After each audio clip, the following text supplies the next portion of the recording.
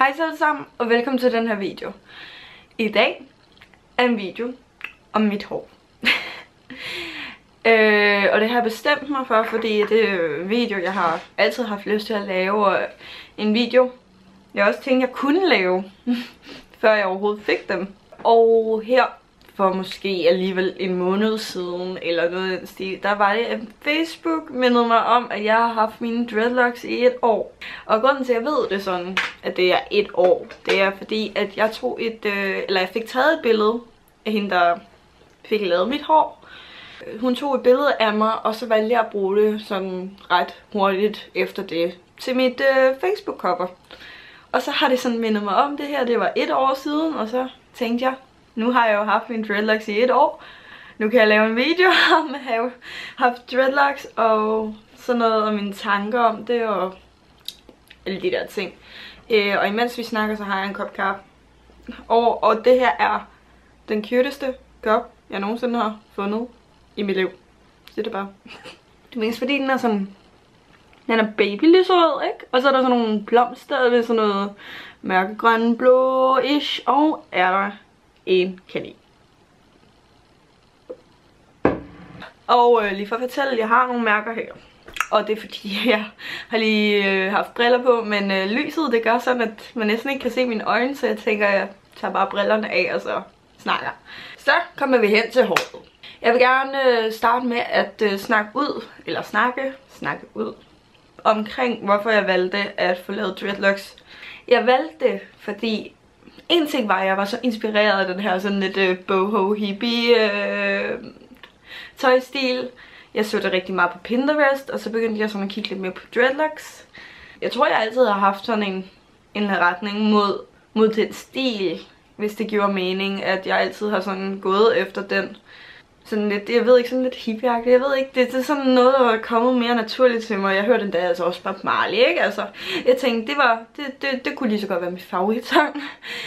Og så senere hen, så er det også fordi, jeg havde faktisk tænkt over at få dreadlocks i næsten 2 år. Og grunden til, at jeg ikke gjorde det var fordi, det var usikkerhed. Det var, du bruger hele dit hår. Og det kan koste nogle penge. Enten skal du lave det selv, eller så er det, at du får en eller anden, der er nogenlunde god til at lave det. Og jeg ville jo gerne have, at det skulle gå godt. Så jeg betalte en eller anden, der havde sådan meget erfaring. Jeg prøvede at lave det på en anden, og det gik faktisk også ret godt, ikke? Og at jeg fik meget mindre beløb, end hvad en anden gjorde. Så var det, ved hensyn til at få dreadlocks, så var det, at jeg tænkte, at hvis jeg skal blive ved med at tænke over det, hvis jeg skal blive ved med at overveje det, genoverveje det, så må jeg da bare få det gjort.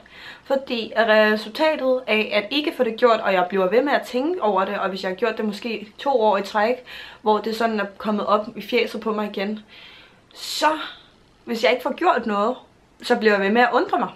Jeg bliver ved med at undre over en situation, jeg ikke er i endnu, eller ikke ved, om jeg kommer i. Og jeg tænkte bare at lade undren hvile, og så bare gøre det. Jeg betalte seriøst 3.000 kroner for at mit hår skulle blive lavet. Og det er en rigtig dyr pris, synes jeg. Og det var det billigste, jeg kunne finde, hvor jeg synes, at erfaringen lød godt og sådan noget. Jeg har selv prøvet at lave det på en veninde. Hun har meget pæne dreadlocks, synes jeg selv. Jeg synes, de er blevet utrolig pæne. Og hun betalte kun 500 kroner eller mindre end det endda. Altså for jeg har brugt 16 timer eller sådan noget på hendes hår. Hvor at hende, der lavede mit hår, brugte kun 6 timer. Erfaring.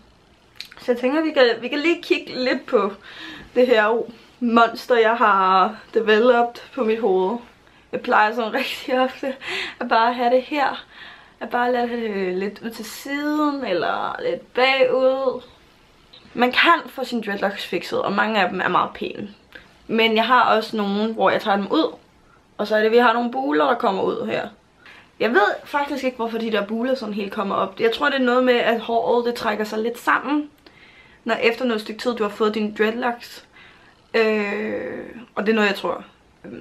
Men nogen siger, at efter man har fået dreadlocks, så skrumper hårlængden direkte, altså fordi at det måske trækker sig sammen og bliver stærkere.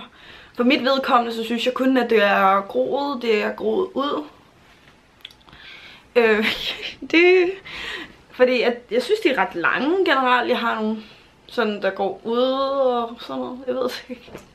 Hvad er så mine tanker om dreadlocks nu, måske? Mine tanker om dreadlocks nu er, at det er altså faktisk fandme fedt at have dem. Fordi generelt, jeg skal aldrig børste mit hår. Jeg vågner op med en frisyre, og det er bare det. Hvis jeg virkelig ville gerne bruge tid på mit hår, kunne jeg sagtens putte alt muligt på det, som garn, eller perler, eller et eller andet. Men det er ikke sagen. Det er ikke situationen. Jeg går bare ud, sådan her. Det er jo næsten praktisk set morgenhår, og jeg gør ikke noget ved det. Jeg er også her på det seneste begyndt rigtig meget, hvor jeg sådan sover ude. Og så er det ikke lige frem, fordi jeg orker at tage bad hos alle folk. Sådan en lang bad, hvor jeg vasker helt mit hår. Og det der er med dreadlocks er, at du egentlig ikke engang behøver at vaske det så ofte. Altså jeg har hørt nogen tager det sådan en gang om måneden, ikke? Jeg gør det næsten sådan en gang om ugen, hvor jeg vasker med shampoo. Andre gange så skyller jeg det bare for at få den der varme, behagelige følelse med vand. Og det også gør, at det kan være meget nemmere at blive ude, fordi du skal ikke tænke over den her ekstra ting. Du skal ikke tænke over produkterne til det her hår. Og så elsker jeg også bare stilen. Jeg er så glad for det. Jeg er så glad for, at jeg går ud og har noget stort hår.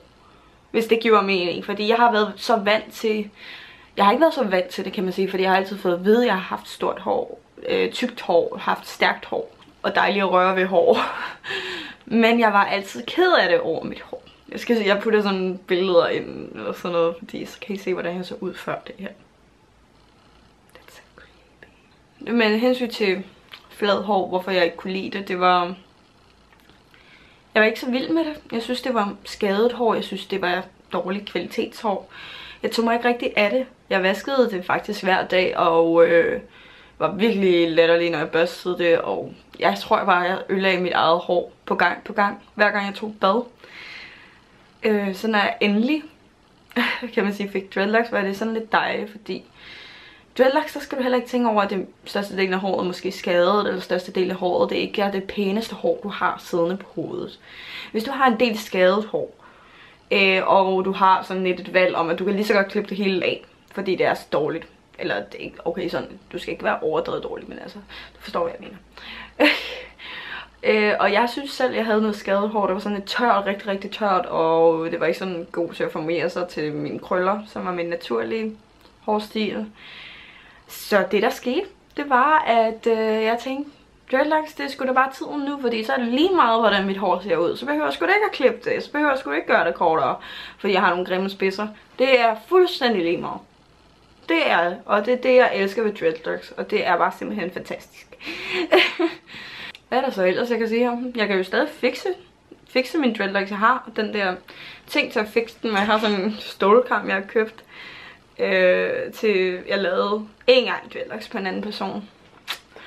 Og så den der hæklenål, som jeg kom på et tidspunkt til at prøve, tror jeg. Ja, den er stadig på. Det er sådan en her. Så du stikker det bare ind og stikker ud igen. Jeg har også lagt mærke til, at mange folk, de er sådan lidt sådan... Ja, men det er fordi, det klæder dig. Du kan godt gå med det. Og det var sådan snakker om dem selv, at de ikke kan gå med det. Altså, jeg ved ikke hvordan det der med at kunne gå med noget. Spørgsmålet er mere selv om, hvor meget man selv vil have det. Måske. Og hvor meget man selv synes om det. Fordi i realiteten kan vi næsten alle sammen gå med et eller andet. Altså, jeg tror godt, jeg kunne sagtens... Jeg har sådan nogle fancy outfits. Jeg kan sagtens se helt vildt fancy ud. Altså, det er jo intet problem. Hvad er der ellers at sige om min dreadlocks? Jeg har da sådan lidt tavshedsmoment. Jeg føler lidt, at jeg skal ikke gentage mig selv for meget. Det er bare sådan lidt en anniversary, jeg har haft for noget stykke tid siden. Men jeg kan sige dig, at jeg er glad for dem. Jeg føler ikke, at jeg skal tage mig så meget af dem. De er der. De er der bare. De er bare dejlige at røre ved. Og jeg elsker også at putte det op i en knold. Det er simpelthen så fantastisk at have den der giant knold op på hovedet. Altså, undskyld. Bare sådan, når jeg tænker tilbage på den der knold, jeg havde før med sådan mit normale hår. Det var ikke ligefrem den store knold, du havde. Det var sådan en virkelig, det var sådan en lille knold. Nu er det sådan en stor knold, jeg har. Det er sådan ret nice. Jeg vil virkelig drikke en kaffe, den er allerede kold. Yep. Det kan godt være, at jeg ikke er kommet ind på alt, hvad jeg ville gerne komme ind på. Men jeg vil sige, at det er sådan lidt... Det er faktisk lidt svært at sætte tankerne ned, bare sådan om et emne, bare sådan like min dreadlocks. Vi har noget at snakke om. Okay, så med hensyn til dreadlocks og alle mulige planer med dem, så vil jeg gerne snakke om det faktum, altså det der med, om jeg har sådan overvejet at skille mig af med dem. Og jeg har lige givet så meget credit til mine dreadlocks, og synes de er fantastiske og smukke og pæne og alle de der amazing ting. Men nu kommer jeg ind på noget med, der handler om at skaffe sig af med. Hvad er situationen så med det? De siger de fleste, at du kan enten klippe dig skaldet, eller du prøver at børste det hele ud. Og jeg tror ikke, jeg gider børste halvt mit ud, fordi jeg har sgu gerne have sådan, jeg tror over 60 dreadlocks. Og det er ikke det nemmeste at gøre. Jeg har virkelig set også nogle videoer om det, hvor de bare smadrer kammen på gang. Sådan, altså, det er jo ikke så nemt at få det her ud igen. Og så er det heller ikke god hård kvalitet, du kan få ud af det. Min drøm har dog været, at lige lidt efter jeg fik min dreadlocks her, at den dag jeg vælger at skaffe mig af med det, der har jeg måske groet lidt mere ved min hovedbånd. Fordi at jeg tænker bare på, at alt det hår, der kommer jo så ud, det er jo bedre kvalitet end det hår, jeg havde før. Og at klippe så alle dreadlocks kan være en befrielse, fordi at dreadlocks kan jo måske være lidt tungere i det for hovedet. Så hvis jeg valgte at klippe det kortere, klippe det hele af, så er det, vi snakker om, det er noget god kvalitets hår, der kommer ud, og det er noget, jeg vil gerne bruge mere tid på at beskytte og bevare og tage mig af. Jeg har også haft overvejelsen om at allerede skaffe mig af med det her efter sommerferien. Og det er så lige en lidt vildere overvejelse, fordi den går ud på, at jeg skal jo på AFUC, artistlinjen. Jeg skal sådan være cirkusskole. Det er fucking fedt. Og det der så er med de her dreadlocks er, at jeg har den her lidt frygt af, at de kommer til at være lidt alle vejen. De kommer til at være op og ned og inde i mit fjes.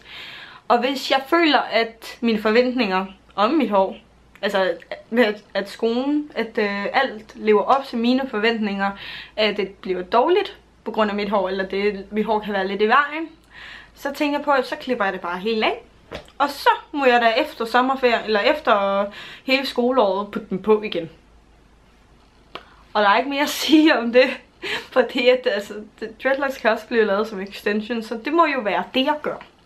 Så tak for at du så med, og jeg tror, jeg skal virkelig prøve at bare sådan sidde i mig selv lige nu, fordi jeg er lidt, jeg ved ikke, jeg har lige, Så tak for at du så med, og vi ses i min næste video i hvert fald. Bye bye.